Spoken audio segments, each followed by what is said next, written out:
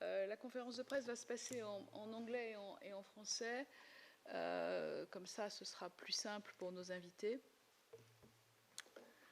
Et on va faire une traduction continue, enfin, pas vraiment simultanée, mais je vais vous laisser après chaque phrase. Je vous en prie. Donc, ladies and gentlemen, good morning. Thank you for coming here to the Senate today on this very hot Friday. The press conference today will be taking place in English and in French to make it a little easier for our guests who don't necessarily speak both languages. And there will be a consecutive interpretation service provided by myself, and we'll be stopping frequently just to provide the interpretation. Merci. Donc je suis accompagnée de mon ami député Ian Persley. Hello, good afternoon. Qui est député à la Chambre des communes et qui suit ce dossier avec moi pour des raisons évidentes, techniques, qu'il vous expliquera. So I'm here with, on my right, my friend and colleague, Mr. Ian Paisley, who says hello. And he's an MP at the UK House of Commons. And he's been following closely the work I've been doing on this subject, and that's for technical reasons that we'll be explaining a little later. Voilà. Et puis de Fiyaz Mughal, qui est de l'association Face Matter à Londres, et également Aras Rafik, qui est l'ex-CIO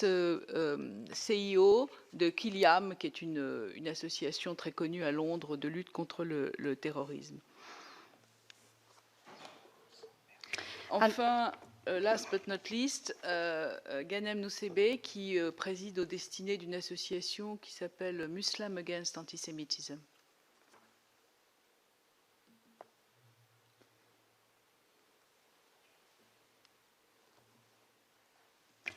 So also present are Mr. Fiyaz Mughal, who's from Faith Matters in London, and also Mr. Haras Rafiq, who's the former CEO of Quillam and now MD of Legatum Communications.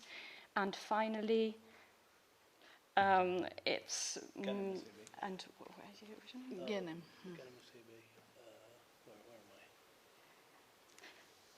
Mr. Ghanem Nusseibeh.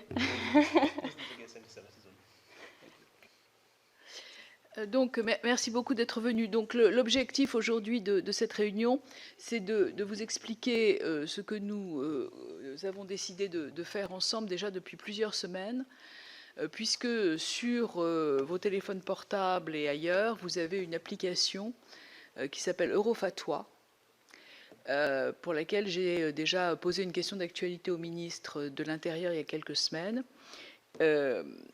Et donc, pourquoi Eurofatwa? Quel intérêt? Qu'est-ce qui se passe? Alors, d'abord, elle a été créée par le cheikh Al-Qaradawi, leader des frères musulmans, qui est banni de quasiment tous les pays du monde, de la France, de l'Europe, des États-Unis, des Émirats, etc. Il est quand même... Et donc, notre système aujourd'hui fait en sorte que des gens qui sont bannis physiquement de nos territoires peuvent y pénétrer grâce aux applications.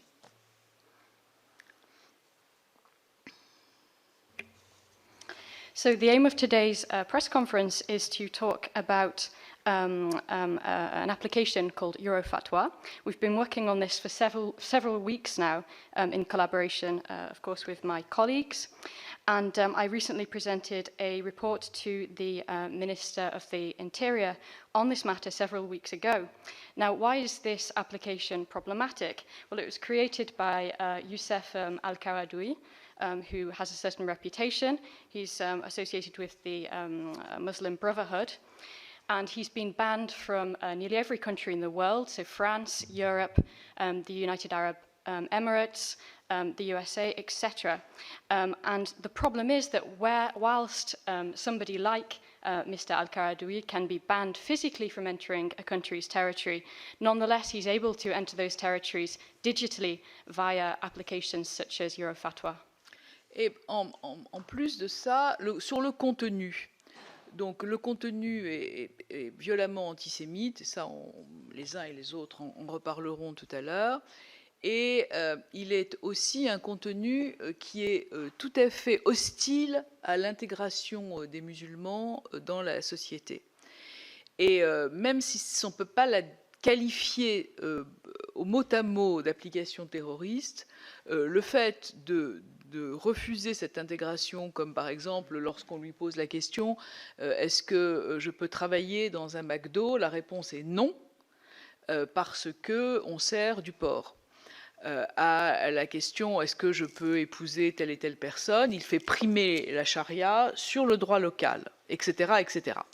Donc tous ces sujets posent évidemment beaucoup de questions et surtout ce qui est le plus important à comprendre, c'est que il y a quelques semaines, le président de la République a réuni une conférence et a prononcé ce qu'on appelle la déclaration de Christchurch.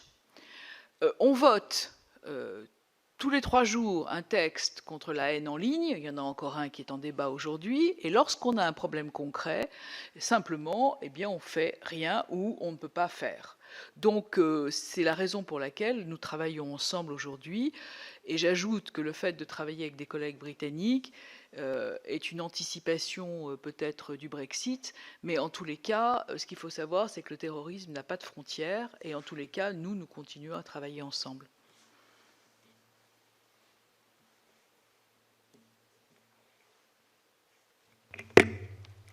So first of all, just to go into a little bit more detail about this application, firstly, the content of the application is extremely problematic.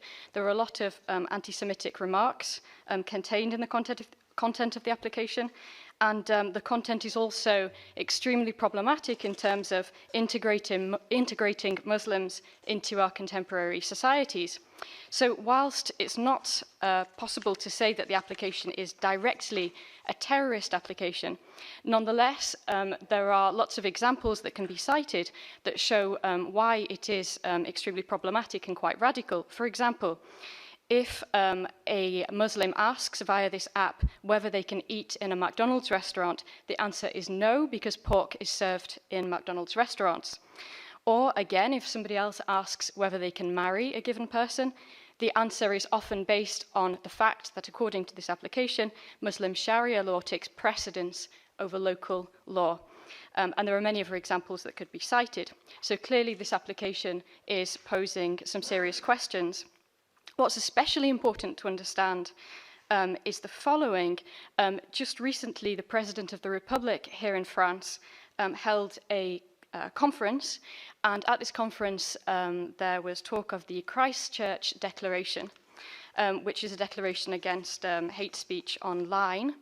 Now, it seems to me that every 3 days almost there's a law being made concerning hate speech and trying to ban hate speech, but when it actually comes to taking concrete action, either we can't act or we don't act. So that's why I'm working today with my colleagues to try and tackle this problem. And you'll note that my colleagues here from the UK are working closely with me. And that's important for 2 reasons already, because Brexit will be possibly taking place soon. So I wanted to show that we're continuing to cooperate closely on matters linked to terrorism, because in fact these issues have no borders.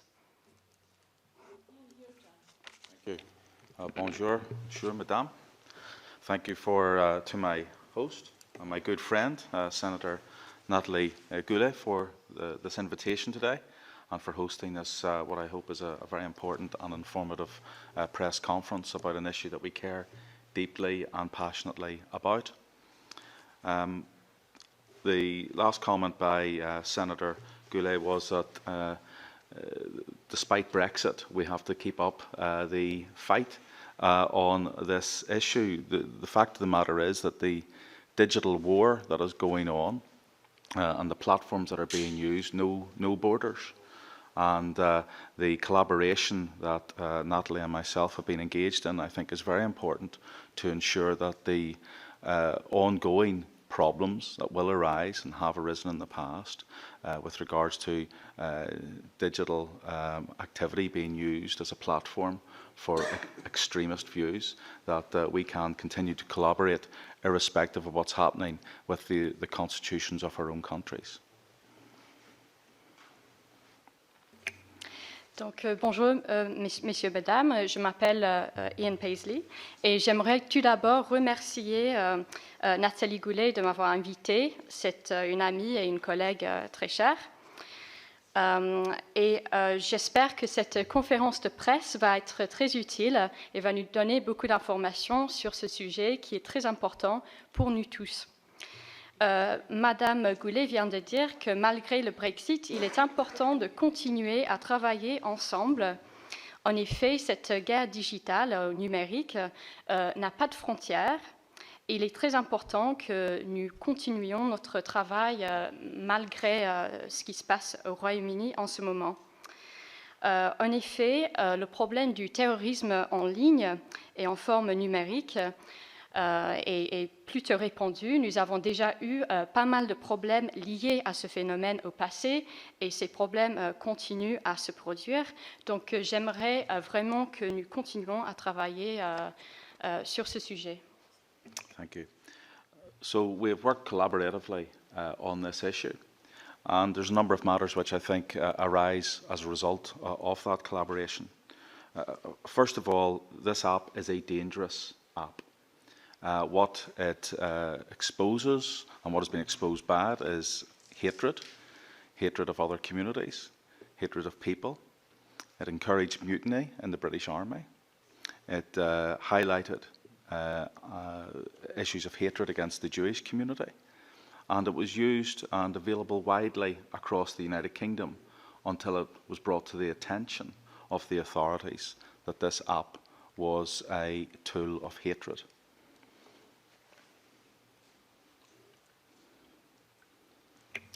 Donc, grâce à notre collaboration, nous avons compris plusieurs choses. Et tout d'abord, j'aimerais souligner que cette application est vraiment dangereuse. C'est un véhicule pour la haine contre des communautés, contre des peuples. Cette application a provoqué des actes contre le gouvernement britannique dans les forces armées. Et aussi, cette application véhicule des propos antisémites. Cette application a été très utilisée au Royaume-Uni jusqu'à récemment, quand le gouvernement a compris les dangers de cette application et le fait que cette application, comme j'ai dit, véhicule la haine. We asked the British government to be more vigilant in the future about such apps that could become available, and to make sure that as soon as these matters were exposed, that they would clamp down on them proactively as part of the security response and as part of the response against hatred in our countries. I'm delighted that Google acted immediately whenever it was shown to them that this app was being used and what it did. We are disappointed that Apple has not been as expeditious as it should be in terms of making sure that this app is taken off from its vending sites. Donc, nous avons demandé au gouvernement britannique de faire preuve de plus de vigilance concernant ce genre d'application à l'avenir. Notamment, nous voudrions que le gouvernement interdise ces applications d'une manière proactive ou entreprenne des mesures tout de suite dès que il est clair que l'application en question véhicule de la haine. Et cela, c'est pour deux raisons. Premièrement, pour éviter la propagation de propos haineux, et deuxièmement, aussi pour des raisons de sécurité. Je suis ravie que Google ait réagi très rapidement dès que nous avons prévenu Google de cette application, de ces dangers. Google a cessé de rendre l'application disponible sur ces plateformes. Malheureusement, je suis déçue que Apple n'a pas réagi aussi rapidement parce que l'application est toujours disponible dans la App Store. issue of where the app was based, where it was broadcast from, was also very worrying for us. Dublin was the host city, and it shows that that city has got vulnerabilities, and we would be appealing very publicly today to the Republic of Ireland's government for it too to be vigilant, to not allow these sorts of things to be located in their jurisdiction, and to work with us also on these matters. And one of the next steps that the Senator and myself will be doing is travelling to Dublin and speaking to the authorities there and highlighting how easy it is for these treacherous and terrible things to actually occur within their jurisdiction, and how they too must be more vigilant.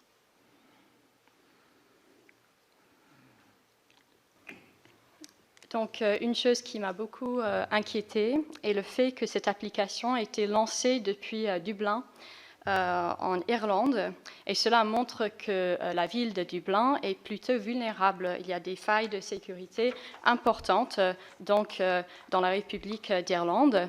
Et je voudrais que la République d'Irlande fasse preuve de plus de vigilance et travaille d'une manière plus organisée pour éviter ce genre d'application, tout simplement sur son territoire. Et c'est pour cette raison que je vais bientôt aller en Irlande, à Dublin, avec la sénatrice Goulet, pour leur expliquer les dangers de cette application et montrer qu'il est très important de faire preuve de vigilance à son égard.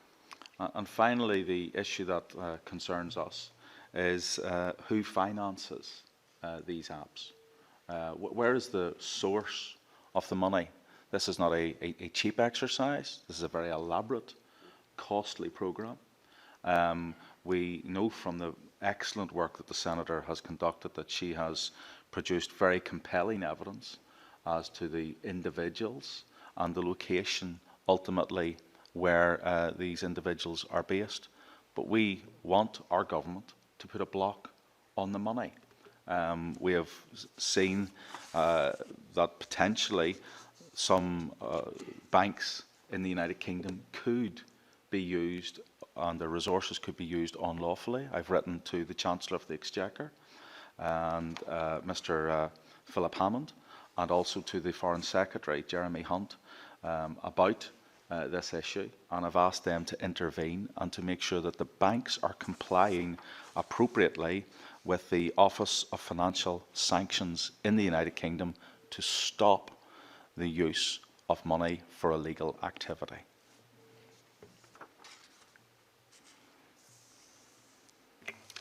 Et finalement, j'aimerais attirer l'attention sur la question de qui finance ce genre d'application, parce que ces applications sont très sophistiquées et très compliquées, et du coup très chères à mettre en place. J'aimerais saluer l'excellent travail de la sénatrice Goulet, qui a fourni des preuves très claires quant à, par exemple, la localisation de certaines personnes qui créent et qui lancent ces applications. Et nous voudrions que le gouvernement britannique tout simplement bloque les fonds qui financent ces applications. Donc, j'ai appris que certaines banques au Royaume-Uni ou les fonds de certaines banques au Royaume-Uni peuvent être utilisés pour créer ce genre d'application ou pour financer ce genre d'application. Et j'ai écrit récemment au ministère des Finances, M. Philip Hammond, au Royaume-Uni, et aussi au ministère au ministre des Affaires étrangères, M. Jeremy Hunt, pour demander qu'il fasse preuve de plus de vigilance et pour qu'il collabore et mette en œuvre les normes de la Office of Financial Sanctions, le bureau des sanctions financières au Royaume-Uni, pour contrôler mieux cette situation. Thank you very much, Senator. Avant de passer la parole à nos invités, je voudrais faire un point à ce moment précis de notre exposé, pour vous montrer à quel point on est loin entre la pratique et la théorie et la pratique. On vient de vous parler de financement. On a lancé, tous les gouvernements du monde se sont lancés sur un hashtag No Money for Terror. Et aujourd'hui, on a des trous dans la raquette des dispositifs. Il suffit de lire le rapport de Tracfin, donc la cellule d'intelligence financière. Le dernier rapport est absolument remarquable, je vous le conseille, sur le traitement du renseignement et action contre les circuits financiers clandestins. Puisqu'aujourd'hui, on n'a absolument aucun doute sur le fait que la délinquance financière utilise les mêmes circuits que le financement du terrorisme. Il n'y a absolument pas de doute sur cette question.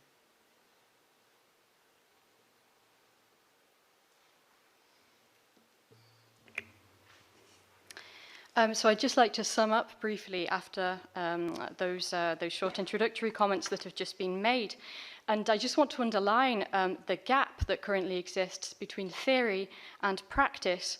And we've just been talking about the financing of terrorism and of terrorist applications. Now, it seems to me that all the governments in the world are saying, at least, that they want to cut the financing of terrorism, and many of them have signed up to hashtags on Twitter on this subject. But clearly, not enough work is being done, and if you read the report that's been published recently by Tracfin, I think, you'll see that there are several areas that clearly require our attention. For example, there's much been said in this report about secret financial networks, and we now have absolutely no doubt that the financial crime networks in the world are closely linked to and interconnected with the same channels that are financing terrorism. There's absolutely no doubt about that, so clearly the issue does need to be addressed. Et pour vous donner juste un exemple avant de passer la parole à notre ami de FaceMatter, il y a déjà plusieurs années, on a retrouvé dans les circuits à destination de Al-Qaïda au Sinaï des fonds en provenance des cartels de la drogue de Medellín. Donc il n'y a ni distance ni frontière. Et comme je vous l'ai dit tout à l'heure, les circuits sont extrêmement poreux.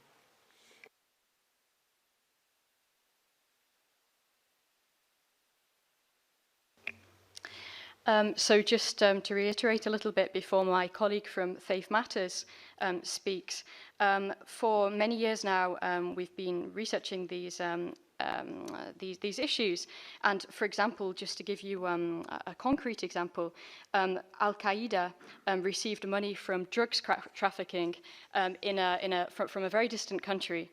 And that shows indeed that there are really no borders in terms of the financing of terrorism, and that the different networks, the criminal networks and terrorist networks, are extremely porous and very closely connected. Thank you very much. Just wanted to thank you, Senator Goulet, for the enormous work you do, and it's great to see Mr. Paisley from the Member of Parliament here today. I've got Harris, a colleague from Legatum, and Ghanem Nusseibeh from Muslims Against Anti-Semitism. There's a whole range of people here who are saying that the values that we hold within Europe are under attack.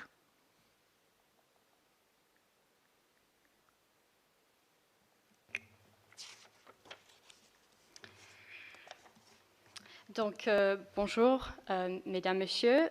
Tout d'abord, merci beaucoup d'être ici et j'aimerais remercier Madame la sénatrice Goulet pour son excellent travail. Et je suis également ravie de voir le député britannique, Monsieur Paisley, ici à mes côtés. Et mes autres collègues aussi, je suis très ravie de les voir. Donc, nous venons d'entendre quelques remarques et en effet, ce que j'entends de la part de tout le monde, c'est que nos valeurs européennes sont actuellement menacées par le terrorisme et par des discours radicaux. For the last 25 years, my colleague Harris and I have been looking at the impact of such extremism on society in the UK, and that impact has been so significant, leading to not only the murders of innocent civilians, but leading to race relations fractures and a fracture in the integration of communities in the UK.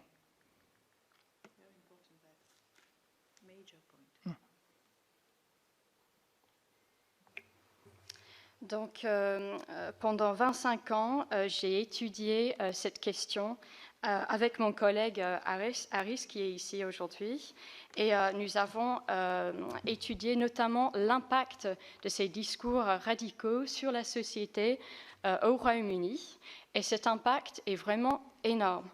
Non seulement ce discours a mené à des assassinats de civils innocents, mais en plus, ce genre de discours a provoqué des problèmes de relations intercommunautaires et aussi ces discours ont provoqué de la haine raciale. So, the kind of values that the Euro app has been pushing are exactly the kind of poisonous values that have been part of groups like Al-Muhajirun in the United Kingdom. And we know from the UK's experience that groups like Al-Muhajirun have produced some of the most violent extremists that have been exported globally to cause damage in other parts of the world. And if I can just add to that, there is a battle for hearts and minds of young Muslims today in Europe. These Islamist groups know there is a battle for hearts and minds because their version of Islam is a very twisted version of Islam that tries to hold on to young minds. And we must not allow that to happen.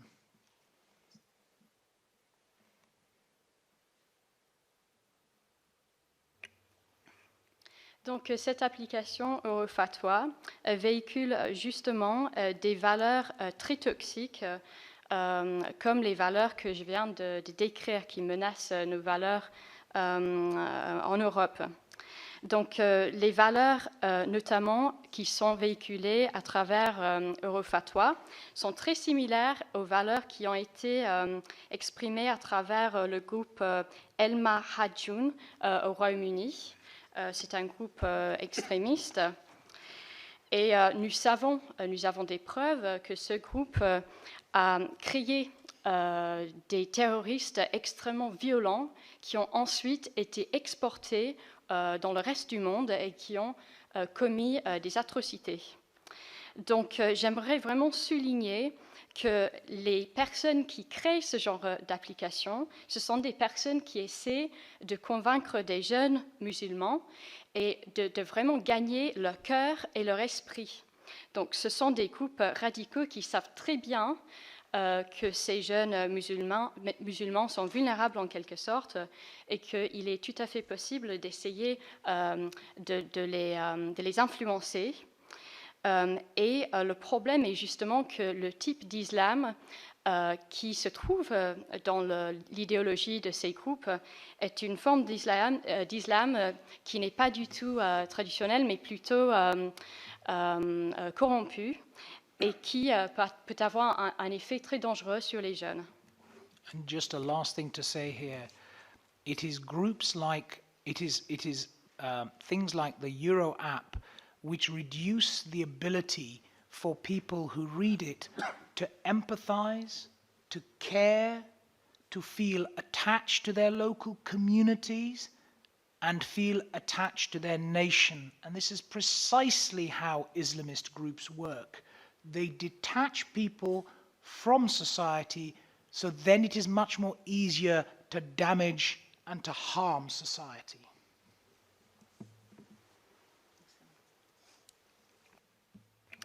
Des applications comme Eurofatwa ont un effet très nocif, notamment ces applications essaient de réduire l'empathie que ressent une personne.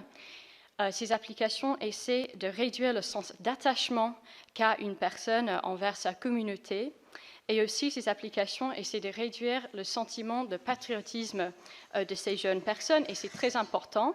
La raison pour laquelle les groupes islamistes travaillent comme ça est justement pour pouvoir isoler des individus.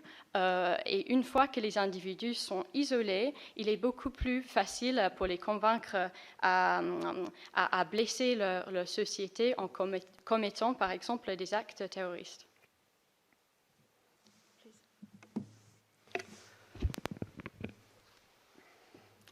Just wanted to say thank you, Senator Goulet, for inviting me, and it's always nice to see Mr. Paisley, an MP, here as well, and a good UK representation. I want to talk about three things today. The first thing is actually the first thing that I'll talk about is who are these people? Because it's important to know who they are. Without groups like this, who are affiliated to the Muslim Brotherhood, there would be no Al-Qaeda, there would be no ISIS, there would be no Al-Shabaab. We would not have Islamist terrorism. The second thing I want to talk about is the 7 top-line stages of how these people are driving our youngsters to groups like ISIS and Al-Qaeda. And the third thing I want to do is to play you a very short 1-minute clip of a senior affiliate to this organization on the BBC justifying suicide bombing from a theological perspective.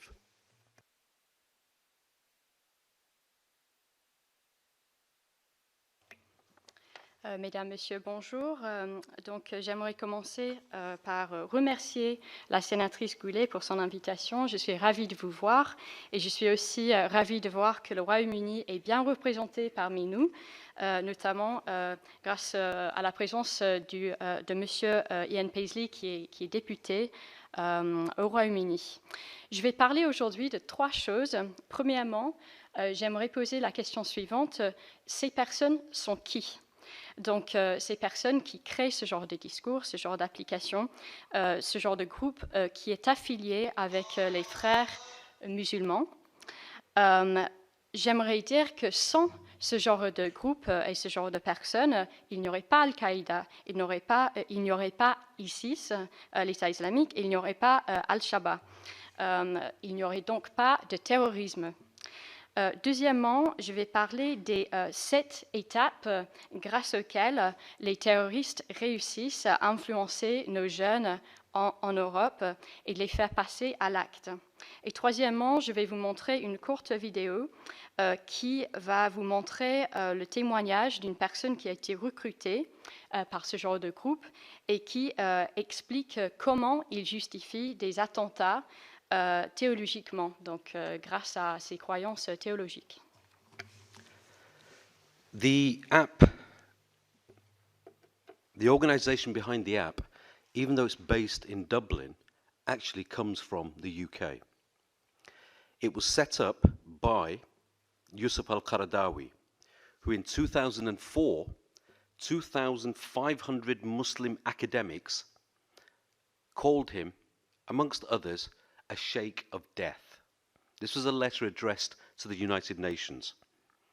We've heard before that he's banned entry into many European countries. But let me tell you the kind of things he says and the reasons why he's banned.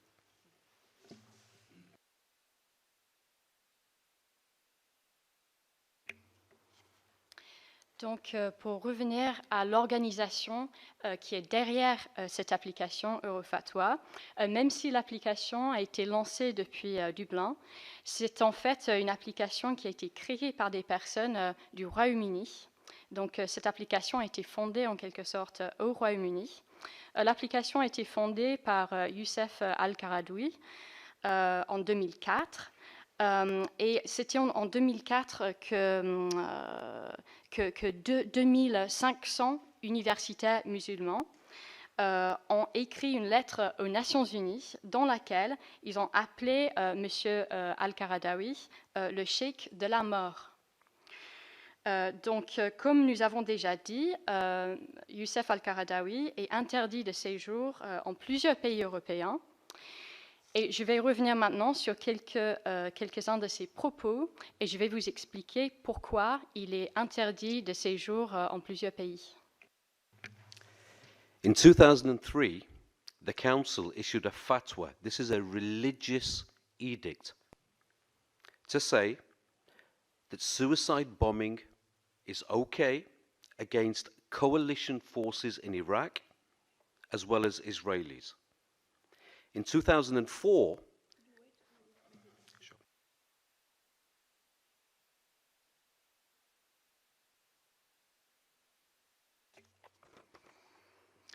en 2003, un conseil a émis un fatwa, c'est-à-dire un décret officiel religieux, selon lequel les attentats suicides sont justifiés si ces attentats sont menés contre les forces alliées en Irak ou contre Israël. In 2004, the same organization issued a fatwa that said that it is okay and permissible to mutilate the dead in case of retaliation, as Muslims are allowed to take vengeance for their mutilated dead fighters.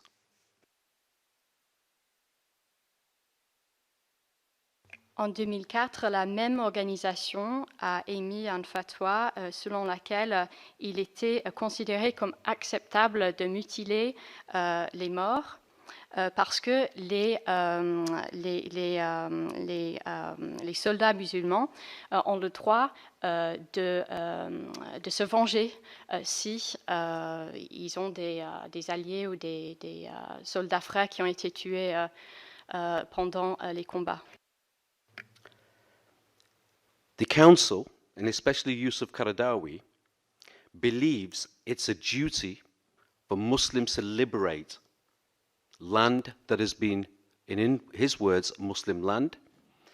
And the other thing is, he said it's a religious duty to fight in Syria against the Assad regime, and they joined groups like the Al-Banna group, Jabhat al-Nusra, and many others.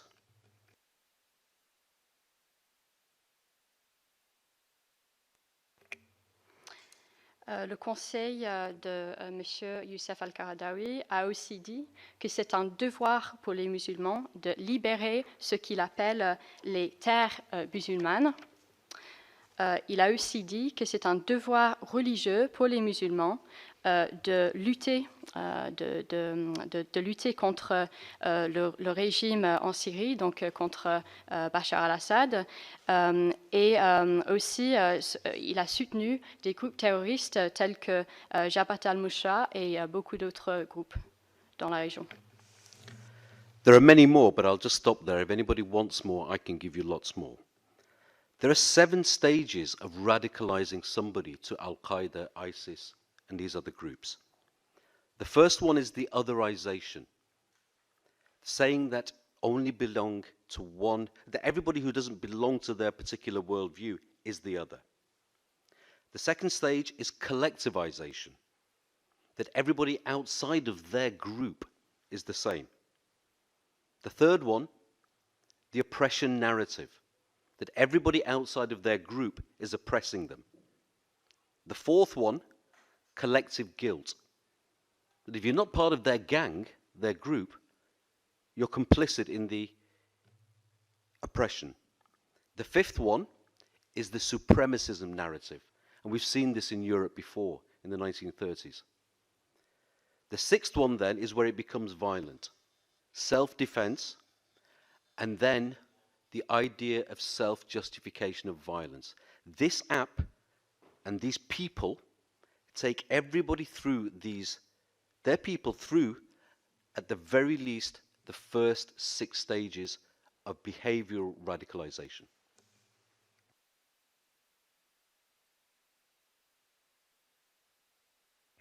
Et si vous voudriez plus d'exemples de groupes terroristes, je viens d'en citer quelques-uns, je peux vous en donner, j'ai toute une liste. Je vais vous donner maintenant justement ces 7 étapes de la radicalisation qui font qu'un jeune peut devenir membre d'un groupe radical ou terroriste. La première étape, c'est otherization, c'est le fait de rendre autre. Donc, c'est justement pour dire que soit on appartient à ce groupe islamiste, par exemple, soit on n'appartient pas. Donc, c'est une approche assez manichéiste. Deuxièmement, c'est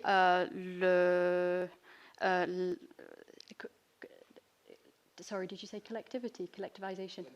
C'est la collectivisation, c'est-à-dire que ceux qui appartiennent au groupe sont les mêmes et ceux qui ne sont pas dans le groupe sont exactement identiques. Donc il n'y a vraiment pas de nuance. La troisième étape, c'est une narrative de l'oppression. La quatrième étape, c'est la création d'une culpabilité collective, c'est-à-dire on va se sentir coupable si on n'appartient pas à ce groupe qui est considéré comme étant spécial. Et tous ceux qui n'appartiennent pas à ce groupe sont considérés comme des personnes qui veulent opprimer les autres. Cinquième étape, c'est le discours de la suprématie, donc justement l'idée qu'il y ait un groupe suprême, meilleur des autres. Et justement, nous pouvons comparer cette situation avec la situation en Europe dans les années 30. Sixième, l'autodéfense, et c'est là où nous commençons à voir la violence contenue dans ce genre de discours. L'autodéfense, le droit à l'autodéfense, et septièmement, l'autojustification de la violence. Donc cette application, en général, va conduire une personne, un utilisateur, à travers au moins les 6 premières étapes. Et cela fait qu'une personne peut être radicalisée grâce à cette approche. I just want to play you it's a 1-minute clip in English. It's from the BBC. It's where a senior member of this organization, when it was founded, Azam Tamimi, was asked about suicide bombing, and he talked about how it is justified from a religious perspective. Donc, comme j'ai dit tout à l'heure, je vais maintenant vous montrer une courte vidéo. C'est d'1 minute seulement. C'est en anglais. C'est une vidéo de la BBC. Et c'est où un membre très haut placé d'un groupe radical anti-Tamimi va parler de comment il justifie les attentats suicidaires.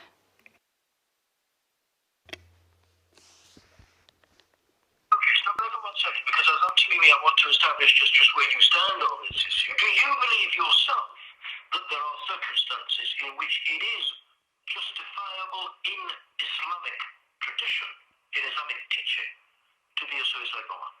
There are people who believe that. Do you believe it? Yes, I do. In what circumstances?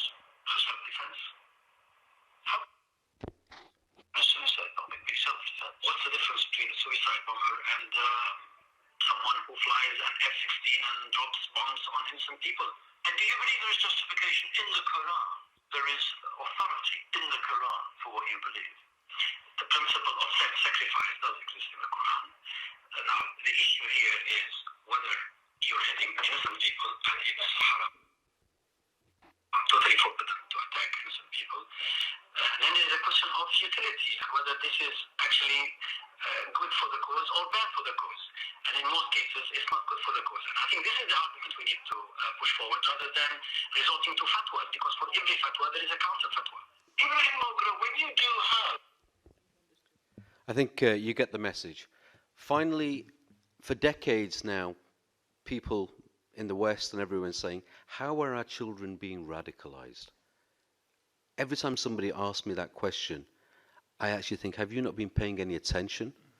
For decades, our children have been told by these people, this is the only Islam, and if Apple and civil society is serious about stopping the next ISIS and the next extremist Islamist group, they have to get rid of this app.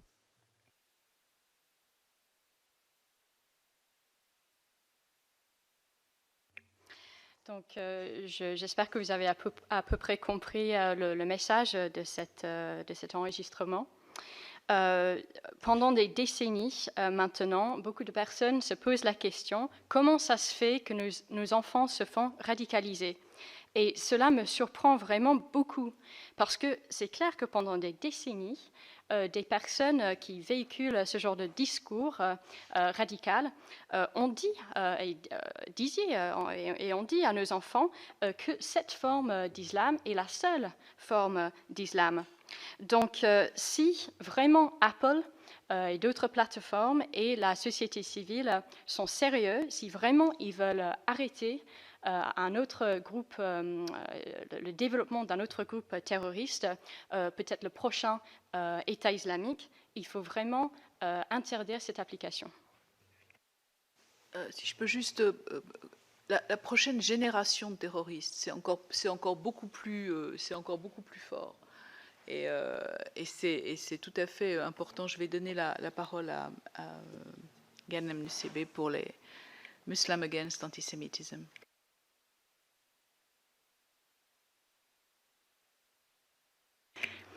So just to underline, we're really talking about the next generation of terrorists. So it's very important to understand how critical and important this issue really is. And I'm now going to give the floor to my colleague.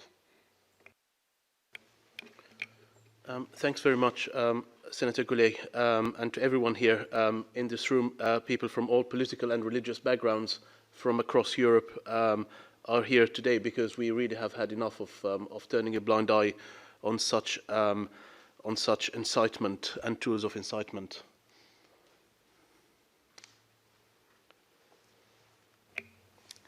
Donc j'aimerais remercier la sénatrice Goulet et tout le monde qui est présent aujourd'hui d'être venu. Je suis ravie que nous représentons des origines politiques et religieuses diverses. C'est très important. Nous avons tous ras-le-bol d'ignorer ce genre de provocation et ce genre d'outils de provocation qui encouragent les jeunes à adopter des discours radicaux. I will set out now the next steps that we'll be taking and the legal, political, and above all the moral basis on which we will be proceeding. As Muslims Against Anti-Semitism, we face an uphill struggle in our attempts and tasks to protect both our Jewish compatriots and fellow human beings. We want your support and help as we expose those hiding behind false freedom of speech, which is in fact a license to incite.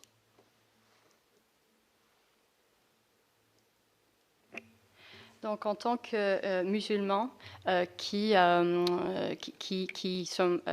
nous sommes contre l'antisémitisme, ce n'est pas forcément très évident. Ce que nous voulons faire, c'est de protéger nos concitoyens juifs qui sont, comme nous tous, bien sûr, tous nous sommes des êtres humains. Et c'est ça, cette humanité partagée qui est importante pour nous. Et nous voulons lutter justement contre ces personnes qui prônent la liberté d'expression pour dissimuler des discours violents. I just want to mention a couple of things on who the people behind the Eurofatwa app are, and add to my colleague from Legatum Communications. And I'll quote here directly from a UK government report of 2015 reviewing the Muslim Brotherhood, and specifically, and I quote directly, Muslim Brotherhood organizations in the UK are connected to counterparts elsewhere in Europe. Federation of Islamic Organizations in Europe was established by the Muslim Brotherhood in 1989. Federation of Islamic Organizations in Europe subsequently created the European Council for Fatwa and Research, another pan-European Muslim Brotherhood body. That's what the UK government unequivocally say, that the people behind the app are Muslim Brotherhood, despite the fact that people were trying to deny that fact, that Muslim Brotherhood were behind it.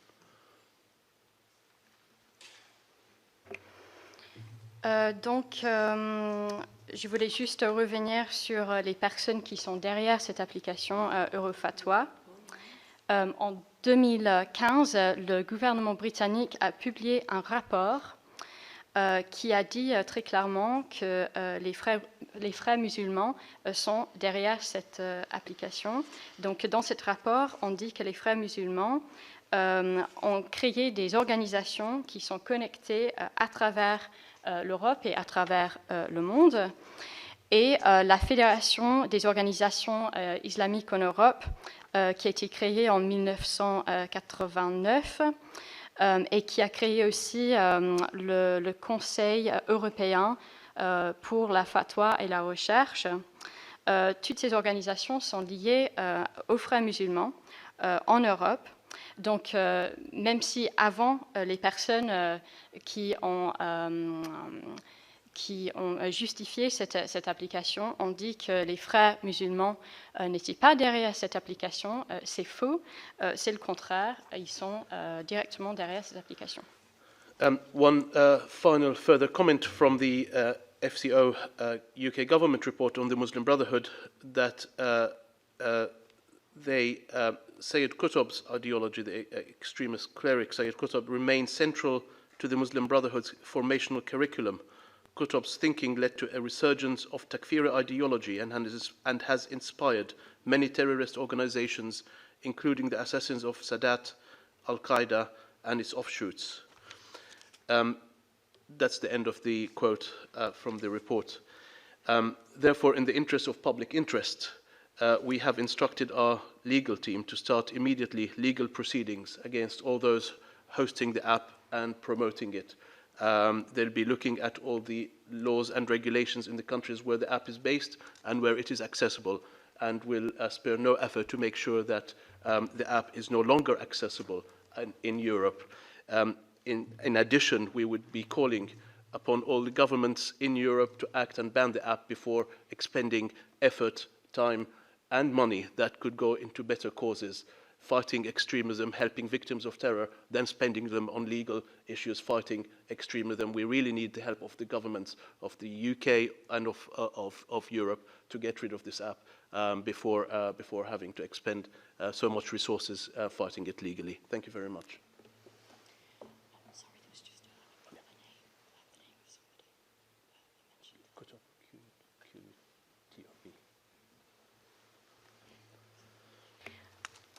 Donc, juste pour revenir rapidement sur ce rapport du Royaume-Uni, du gouvernement britannique, sur les frères musulmans et leur idéologie un monsieur Qutb. Cette idéologie a été liée directement à plusieurs attentats qui ont été commis par les groupes Sadat, Al-Qaïda et d'autres. Et nous croyons que c'est vraiment dans l'intérêt public de prendre des mesures juridiques, de procéder pour lutter contre les plateformes et tous ceux qui continuent à soutenir et à permettre l'utilisation de cette application. Nous voulons que cette application soit interdite en Europe, et nous voudrions donc que les gouvernements travaillent avec nous. Ce serait mieux, plutôt que de payer des frais d'avocat, etc., pour des procédés juridiques. Ce serait beaucoup mieux d'investir ces fonds dans la lutte contre le terrorisme. Donc nous espérons vraiment que les gouvernements européens vont nous aider dans notre travail.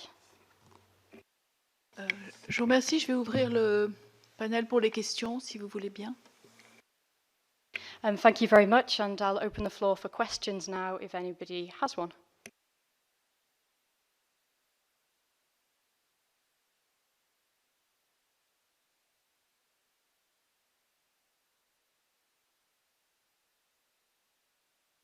Could you introduce yourself before? Présentez-vous. Voilà, Aza Garibé, je suis la correspondante de Sky News. En fait, merci pour cette conférence, merci pour ce rapport avec tous les détails. Puisqu'on sait maintenant toutes ces informations, ici en France ou en Grande-Bretagne, comment le gouvernement traite ce dossier des frères musulmans?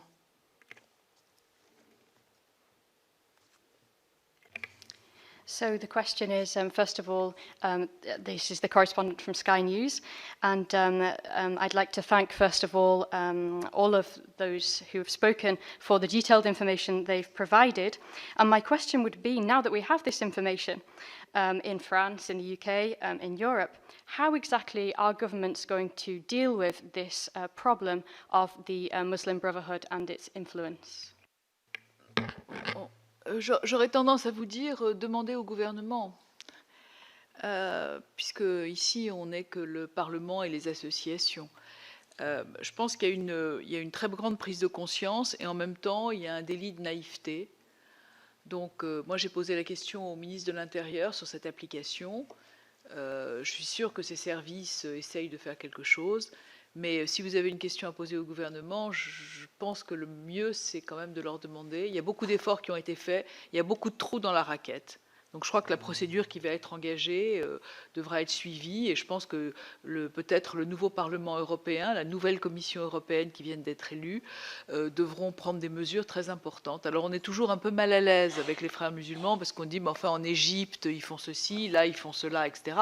On n'est pas en Égypte, on n'est pas ailleurs, on est en France et en Europe et là on a des vraies difficultés et il faut les régler. On vous a très bien expliqué tout à l'heure que ce type d'application remplissait au moins 6 des 7 étapes pour radicaliser les gens. Et on sait très bien que la politique de radicalisation est une catastrophe, de déradicalisation est une catastrophe et qu'elle ne fonctionne pas.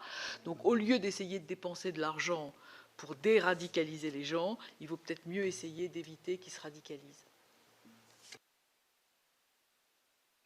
So I tend to answer you by saying that you should really ask your governments directly, pose this question to them directly, because here we're representatives and we're organizations, but we're not the governments themselves directly. I think on the one hand, there's a problem whereby there's a lack of awareness, and the second problem is naivety. We've been quite naive about some of these issues in the past. So personally, I did ask the Minister of the Interior about this issue, and I hope there will be work done on the issue thanks to the question I posed. Work is being done and has been done for a while on various connected issues, but there are clearly still some shortcomings. And perhaps the European Parliament and the new European Council that's just been elected will begin to deal with and address some of these problems. As far as the Muslim Brotherhood goes, I think sometimes there's some confusion because we tend to associate the Muslim Brotherhood with Egypt, etc. But here we need to look at the situation in Europe, in France, and in the UK, and we have real concrete problems that do need to be addressed. We've just explained to you very clearly that this application and applications like it can fulfill 6 of the 7 stages in radicalizing a person. And we also know that de-radicalization is extremely ineffective. It would be much better to prevent radicalization in the first place rather than try to find a remedy once it has already taken place. And it would be better to invest our money, therefore, in preventative measures.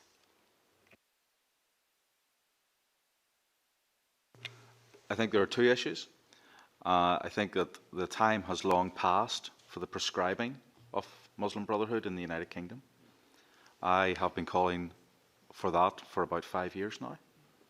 And I believe the case is compelling, overwhelmingly so, that Muslim Brotherhood should be a prescribed organisation. We are in great danger of sleepwalking into a bigger problem. My friends here, Muslim friends here, are making it very clear that they are not fearful of saying difficult things.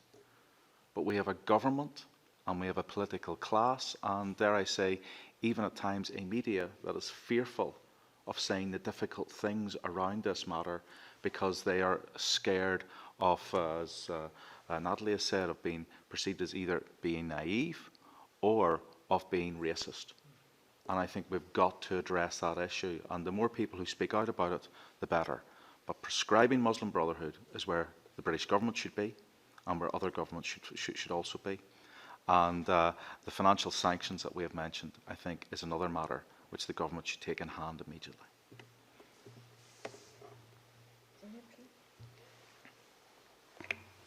Donc, je répondrai en vous donnant 2 pistes de réflexion à ce sujet. Premièrement, je pense qu'il est clair qu'il faut faire interdire les frères musulmans au Royaume-Uni.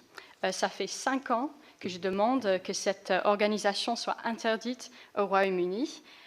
Il est très clair que nous avons suffisamment de données pour justifier une telle interdiction. Deuxièmement, nous avons tendance à fermer nos yeux un petit peu et nous ne sommes pas toujours conscients du problème. Donc, effectivement, j'ai ici avec moi des amis musulmans qui n'ont pas peur de s'exprimer à ce sujet. Mais malheureusement, nous avons aussi notre gouvernement et notre classe politique qui sont plutôt politiquement corrects. Ils ont peut-être peur de sembler naïfs ou de sembler racistes s'ils s'expriment ouvertement. Donc, je pense qu'il y a ces problèmes qu'il faut aborder d'une manière directe. Et comme j'ai déjà dit, et je veux souligner, je pense qu'il faut absolument faire interdire les frères musulmans au Royaume-Uni, et non seulement au Royaume-Uni, mais dans d'autres pays à travers le monde. Et je dirais aussi que, comme nous avons dit tout à l'heure, il serait bien de mener des sanctions financières contre de telles organisations. Can I just add to this? I've worked in this area for a long time now, working with governments and with civil society. Prescribing the Muslim Brotherhood on its own is not enough. The reason for that is that they have set up for very, very intricate networks of organizations, including the organization behind this app. Right now, I could name you probably the top 16, 17 Muslim Brotherhood affiliated organizations in the UK, but there are tens and tens of others up and down the country and probably hundreds around the world, in Europe. What we need to do is to have political consistency to be able to challenge this ideology, the will, the bravery, the desire, and to empower everyday civil society, Muslims and non-Muslims, to treat this ideology in the same way that we treat fascism, racism, homophobia, and all the other things. If we don't do that, we're going to be having the same... This is a conversation I had in 2006 and 2007, and we're having the same conversation again. Nothing's going to change without consistency, will, and desire.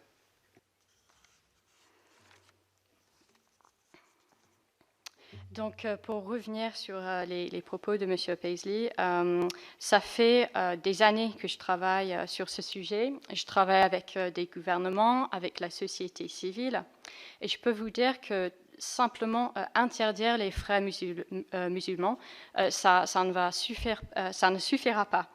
Ça ne suffira pas parce que cette organisation a créé des réseaux d'organisations connectés à travers l'Europe, à travers le monde. Et je pourrais vous en nommer 16, 17 facilement maintenant, mais il en existe des dizaines, voire des centaines d'autres à travers l'Europe. Donc c'est un réseau extrêmement compliqué et efficace. Ce qu'il faut, c'est une cohérence politique sur cette question. Il nous faut de la volonté politique, du courage et le désir de changer la situation. Il faut donner le pouvoir à nos citoyens, musulmans ou autres, le pouvoir de dire clairement que cette idéologie islamiste est tout comme le fascisme, le racisme, l'homophobie. C'est exactement le même discours de haine. Et je peux aussi dire qu'en 2006-2007, je parlais de la même chose, je disais exactement la même chose.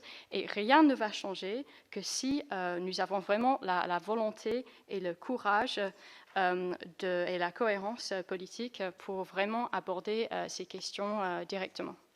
Two very brief points. First of all, this app is Apple Store's top 100 download. Which indicates that it is a very serious problem. Germany's security service have described the app as a radicalization tool.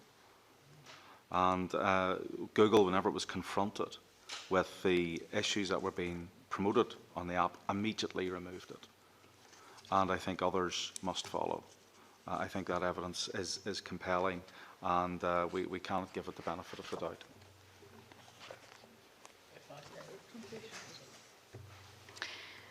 Donc, juste pour revenir sur cette application et les téléchargements de cette application, elle est dans les 100 premiers téléchargements du App Store.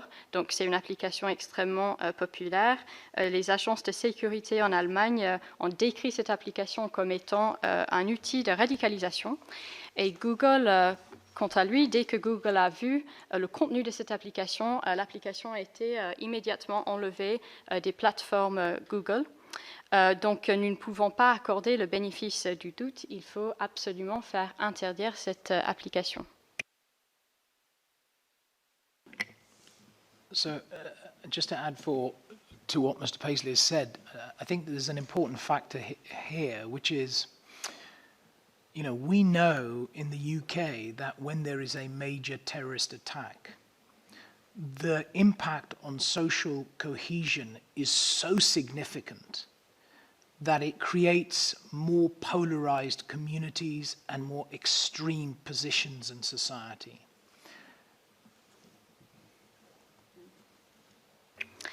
Donc, juste pour revenir sur ce qu'a dit tout à l'heure M. Paisley, je veux revenir justement à cette question importante. Alors, au Royaume-Uni, nous savons que dès qu'il y a un attentat, l'effet de cet attentat sur la cohésion sociale est extraordinaire. Ça a tendance à générer des positions beaucoup plus extrêmes qu'avant et de créer des polarisations au sein de la société, donc des positions extrêmes. So the app does two things. Apps like these do two things. They fuel the them and us thinking that Harris mentioned, the them and us, and then when the terrorist carries out an attack because effectively they don't see other people as humans, the impact is felt by the wider Muslim community who are then targeted for hate crimes. So it creates deep fractures.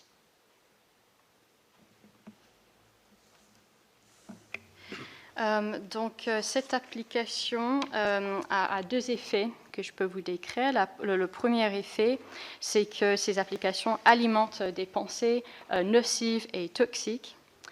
Ensuite, deuxième étape, après un attentat, et l'attentat est commis parce que la personne responsable pour l'attentat ne considère plus ses concitoyens comme étant des êtres humains. Cette personne n'a plus une vision humaine des autres. Ensuite, après cet attentat, cette atrocité, on a tendance, certaines personnes ont tendance à culpabiliser toute la société musulmane. Et cela est très problématique pour la cohésion sociale et a tendance à créer des failles sociales très profondes. Oui, allez-y. Zena Adi, correspondante de la chaîne Al Arabiya. Merci pour la conférence et pour l'invitation. Je voudrais savoir si vous avez réussi à faire interdire cette application, comment vous pouvez vous assurer qu'il n'y aura pas d'autres de ce genre d'applications? Merci. Si j'avais une boule de cristal, je serais millionnaire, déjà. La deuxième chose, précisément, vous avez un texte en ce moment en débat à l'Assemblée, et j'ai beaucoup travaillé sur le fait d'interdire des sites Internet. Or, vous savez très bien que quand on interdit un site le lundi, il renaît le mardi. Mais il y a d'abord une action politique contre cette application. C'est important de marquer notre volonté de vouloir l'interdire. Ça servira d'exemple et ça servira aussi de motivation commune. C'est une demande d'acte volontaire. Vous avez en ce moment à l'Assemblée nationale un texte sur les discours haineux. Je veux dire, ce texte n'a aucun intérêt si on n'applique pas ça tout de suite. On n'a pas besoin d'un texte. On a exactement les outils juridiques qu'il faut. Donc je ne suis pas sûre de réussir, mais je suis sûre de vouloir essayer.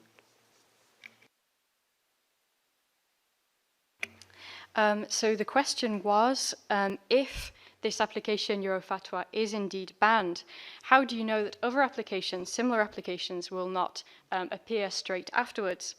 And the reply from Senator Goulet, if I had a crystal ball, I would be a millionaire. There's a law being debated in the National Assembly at the moment on the banning of certain sites that are considered dangerous. And we all know that if you ban an internet site, a website, say on Monday, well, it will just reappear on Tuesday or something similar. So really what we want to do here, at least initially, is take political action and show our desire to ban this application, show our shared motivation to work together. In doing so, there's a hate speech law also being debated in the National Assembly at the moment, but all the laws in the world won't be helpful unless we can also act and really take concrete action. So I want us to really work towards trying at least to do what we can in this situation. That's a very good question. The answer really is because it's the right thing to do. And would we be asking the same question if it was a white supremacist app, where in essence this is an Islamist supremacism app?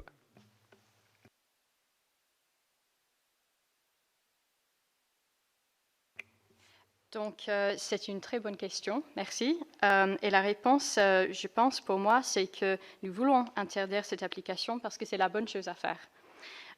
Si c'était une application raciste, par exemple, qui prônait la supériorité de la race blanche, il n'y aurait pas de questions à se poser. Tout le monde voudrait faire interdire cette application.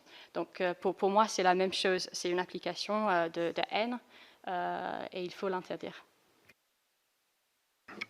Yeah, Faisal Ben Hussein, CNS News. We're based in Washington, D.C. It's important because my thought is instead of trying to forbid this application, why don't we, on the contrary, create another one which is exactly the opposite and prone everything that is against what this application is doing? I think the best solution will be that, because if we know what's happening in the US now with the president we have there, he's not very against the white supremacists, and he doesn't do a lot of things against racism. So my question is, wouldn't it be better to create an application that is exactly opposite this one, to try to attract other people who believe in those things, but being, I would say, good Muslims? Thank you. I just fear that leaves something which is illegal unchallenged. What we're seeing here is illegality, and it's got to be challenged. And I think that we have to demonstrate that this is just not about the right to have a counterpoint of view. And by all means, there are apps which have very harsh things to say, but they're a counterpoint, and they can't be counterpointed with an alternative point of view. This is a legal activity, which we've heard from our friends that illegal activity is driving people towards terror, towards sympathy for terror. So the normal response and the very logical response which you outline is not enough on this occasion. Je voudrais simplement ajouter qu'on a vu ce que donnaient les discours de Stop Djihad, etc. On ne peut pas dire qu'on a été tellement convaincus, et nous encore, c'est pas grave, mais les gens qui étaient des candidats au djihad et au terrorisme n'ont pas été tellement convaincus non plus par... Alors ensuite, il faudrait trouver un support pour cette application, en dehors d'un financement. Il faudrait trouver un bon discours, et on avait vu que ça ne marchait pas.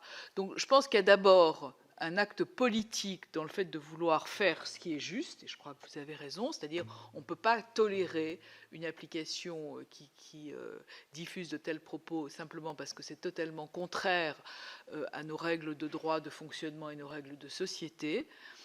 Et ensuite, on travaille tous. Écoutez, je vais laisser traduire, puis je vous raconterai une petite histoire pour finir. Merci beaucoup.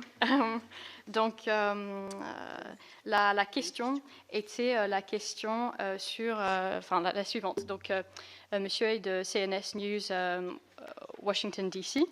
Et il se demande pourquoi, plutôt que de faire interdire cette application, pourquoi pas en créer une autre qui serait l'opposé de cette application. Donc, ce serait une application qui véhicule des valeurs positives, qui présente en quelque sorte un contre-discours à l'application Eurofatwa. Et justement, aux États-Unis, le président Donald Trump n'est pas connu comme étant quelqu'un qui fait beaucoup de choses contre, par exemple, le racisme.